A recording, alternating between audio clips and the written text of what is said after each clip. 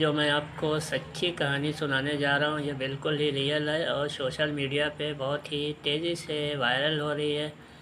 ये ख़बर है जौनपुर के कुछ कुछ गांव की, जहाँ पे एक बुज़ुर्ग व्यक्ति रहते थे। उनका नाम संगरू राम था और उनकी पत्नी का 1 साल पहले निधन हो गया था।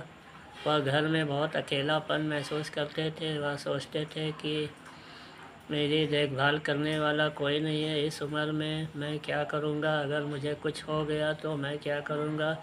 हालांकि उनके भाई भी थे, भतीजे भी थे, मगर वह उनका वैसा ख्याल नहीं रखते थे। वह सोचते थे कि काश कोई औरत होती जो मेरा ख्याल रखती, क्योंकि वह अपनी पत्नी से बहुत प्यार करते थे। इसीलिए वह हर वक्त उसकी यादों में खोए रहते थे और उसको भुला नहीं पा रहे थे। एक तरह से उनके दिल में कहीं ना कहीं अकेलापन था, खालीपन था। वह बहुत उदास रहते थे। वह सोचते थे उनको कोई औलाद भी नहीं थी और कोई बाल बच्चे भी नहीं थे, जिसकी वजह से वह और अकेलापन महसूस करते थे।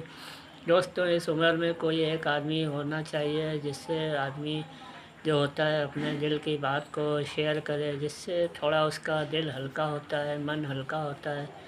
और अगर बच्चे हों, पोती पोते हों, तो उनका मन लगा रहता है। मगर संगरू राम तो शादी किए थे, मगर उनके कोई बच्चे नहीं थे। इसी वजह से वह अकेलापन महसूस कर रहे थे। एक बार उनके मन में ख्याल आया क्यों ना दूसरी शादी कर ली जाए। आखिर उनके पास पैसा भी है और ज़मीन भी है, और बस जिस चीज़ की कमी है तो वह एक पत्नी की, एक औरत की। घर में कोई औरत आ जाएगी तो यह घर का सूनापन ख़त्म हो जाएगा, उनकी इच्छाएं भी पूरी हो जाएंगी और उनका जीवन सफल हो जाएगा। भले ही उसके बाद कुछ दिन के बाद उनकी मौत हो जाए, 5 साल 10 साल के बाद, मगर उन्हें इसका गम नहीं रहेगा।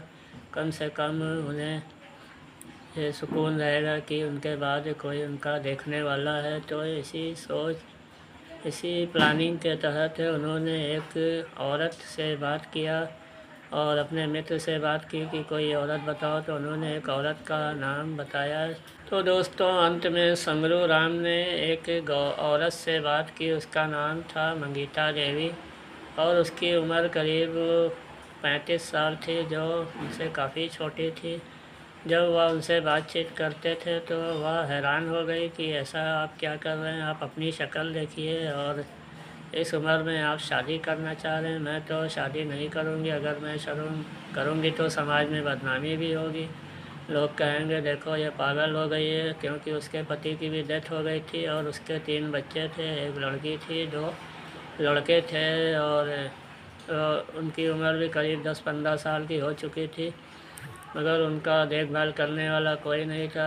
आखिर में ये जो संगरू राम है उनसे बहुत विनती करते हैं, हाथ पैर जोड़ते हैं, कहते हैं कि मैं तुम्हारे बच्चों के नाम 1-1 लाख रुपया कर दूंगा, बैंक में जमा कर दूंगा, और मेरे पास 2-3 बीघा खेत है वह भी तुम्हारे नाम कर दूंगा, तुम्हारे बच्चों के नाम कर दूंगा, पूरी प्रॉपर्टी लिख दूंगा, बस तुम इससे शादी कर लो। और कहते थे कि तुमको अपनी बेटी बना के रखेंगे, मगर पत्नी बना के नहीं रखेंगे। पत्नी बस दुनिया की नज़र में रहोगी। मैं तुम्हारे साथ कोई पति वाला काम नहीं करूँगा। यह सब दुनिया भर की वह उनसे बातें करते थे और उनको मनाने की कोशिश करते थे। और इधर जो संगीता देवी थी वह भी परेशान थी, उनके पति की डेथ हो गई थी। ना नुकुर बहुत कर रही थी, बहुत सोच समझ के। आखिर में जब वह मंगरू राम जब उनके आगे हाथ जोड़ने लगे तो वह उनका दिल पिघल गया। सोची चलो मुझे सहारा मिल जाएगा, मेरे बच्चों का भी गुजर बसर हो जाएगा। वह कहते थे कि मैं तुम्हारे बच्चों का ख्याल रखूँगा और उन्हें अच्छी शिक्षा दिलाऊँगा, पढ़ाऊँगा, लिखाऊँगा। यही सब सोच लालच दे के वह आखिर में उनको राज़ी कर लेते हैं और अंत में वह जाते हैं, उनसे शादी कर लेते हैं। कोर्ट में बाकायदा जाते हैं। जब कोर्ट वाले रजिस्ट्रार उनको देखते हैं मैरिज ब्यूरो के, तो वह काफ़ी हैरान हो जाते हैं। कहते हैं कि इस उम्र में यह शादी कर रहे हैं, मगर क्योंकि मियाँ बीवी राजी थे तो क्या करेगा काजी। यही कहावत उनके ऊपर लागू हो गई। अंत में वहाँ से मैरिज हो गई और उनको मैरिज सर्टिफिकेट मिल गया। फूल माला लेके, अपने मिठाई उठाई लेके अपना घर आते हैं, बड़ा खुश होते हैं। दोनों आपस में बातचीत भी करते हैं, खाना पीना भी खाते हैं। अंत में रात हो जाती है, क्योंकि उनको कोई दहेज वहेज तो मिला नहीं था। मिठाई भी लाते हैं। मंगीता देवी, मनभावनी देवी कहती हैं कि मैं मिठाई गांव में बांट दूँगी, तो मंगलू राम कहते हैं रुक जाओ, सुबह होगी तो मैं और मिठाई ले आऊँगा, पूरे गांव में अच्छे से बांटा जाएगा, खुशी मनाया जाएगा। और अंत में वह उनसे शादी करके दोनों बड़ा खुश होते हैं, खासकर मंगलू राम। इधर मनभावनी देवी भी खुश होती हैं, चलो उनको एक पति मिल गया। बूढ़ा ही सही कई साल रहेगा, उसके बाद तो सारी जायदाद प्रॉपर्टी पैसा सब हमारा हो जाएगा। शायद इसी लालच में उन्होंने शादी कर ली। और रात में होती है, खाना वाना भी बनता है, दोनों खाना पानी खाते हैं जो भी बनता है।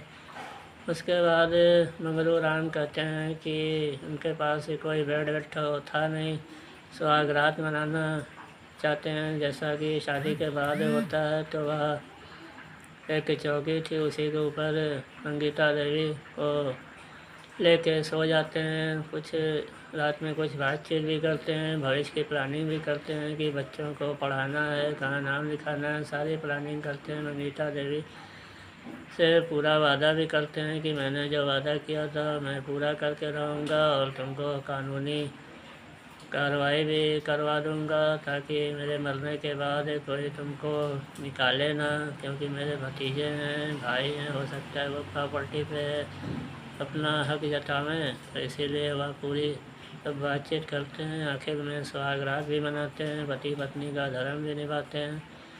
और फिर सुबह हो जाती है। सुबह मंगलू राम अपना उठते हैं तो पत्नी उनकी सोई रहती है, वह उनको उठाते हैं।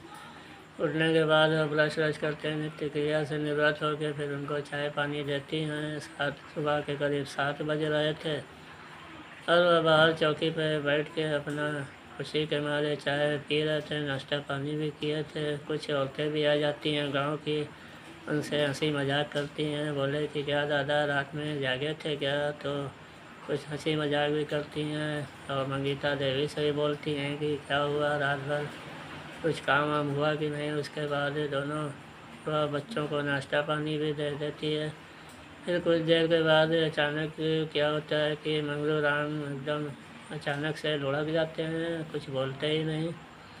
और जब उनकी पत्नी देखती है तो वह रोने पीटने लगती है। फिर का एक भतीजा होता है सूरज, उसको बुलाती है, कहती है देखो दादा को क्या हो गया। तो फिर वह एक डॉक्टर को बुलाता है। वह कहता है, डॉक्टर देखता है तो कहता है मैं इनका क्या इलाज करूं, ये तो कुछ बोल ही नहीं रहे हैं, बस देख रहे हैं, सांस चल रही है।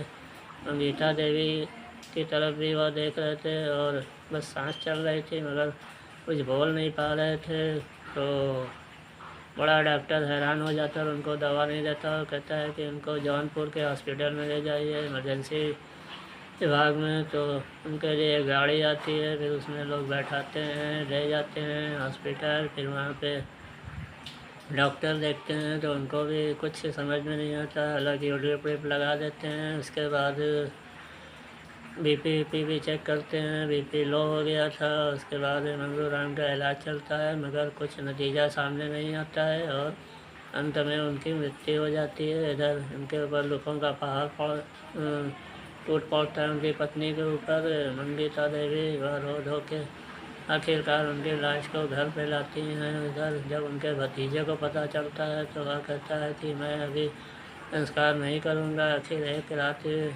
की शादी हुई थी, सुहागरात, दूसरे दिन कैसे चाचा मर गए, मैं उनकी पूरी जांच कराऊंगा। फिर पोस्टमार्टम होता है, पुलिस भी आ जाती है, पूरी जांच पड़ताल करती है, पूछताछ करती है। गांव में तरह तरह की चर्चाएं हो रही थी कि कहीं पत्नी ने कुछ उनको खिला पिला तो नहीं दिया प्रॉपर्टी हड़पने के चक्कर में। तो ये सब दुनिया भर की कई तरह की, जितने मुँह उतने तरह की बातें हो रही थी। अंत में मंगलू राम का वो पोस्टमार्टम भी हो जाता है। पोस्टमार्टम की रिपोर्ट भी अभी नहीं आई है, जब आएगी तो मैं वीडियो में बना दूंगा। तो दोस्तों, आपकी राय में मंगलू राम की मौत कैसे हुई, कमेंट बॉक्स में कमेंट करके ज़रूर बताइएगा। और अगर वीडियो पसंद आए तो लाइक कर लीजिएगा और सब्सक्राइब करना मत भूलिएगा। दोस्तों में शेयर भी कर दीजिएगा। दोस्तों, इस वीडियो को बनाने का मकसद मेरा किसी को नुकसान पहुंचाना नहीं, किसी की भावनाओं को ठेस पहुंचाना नहीं, ना किसी को दुख पहुंचाना है, ना किसी के दिल को ठेस पहुंचाना है, बल्कि आप लोग को जागरूक करना है। आप लोग की क्या राय है कि इस उम्र में मंगरू राम को शादी करना चाहिए कि नहीं करना चाहिए? आखिर मौत किस वजह से हुई है? तो कमेंट बॉक्स में कमेंट करके ज़रूर बताइएगा। मिलते हैं अगले वीडियो में, तब तक के लिए जय हिंद।